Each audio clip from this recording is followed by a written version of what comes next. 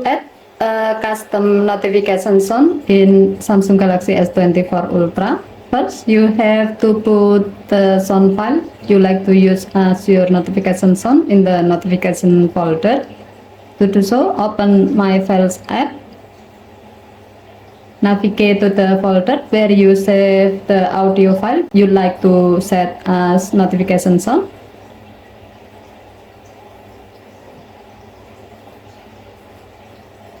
Long tap the sound file and then tap copy.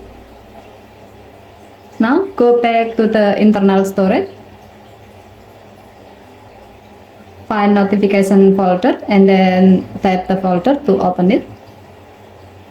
Now tap copy here to copy your audio file to this folder so that the file will be listed in the notification sound list. Once done, you can set the sound file as your notification sound. To do so, go to the setting menu by swiping down the top of the screen and then tap setting icon, tap sound and vibration, tap notification sound. The audio you have added will be listed under custom section. Select your audio to set it as the default notification sound.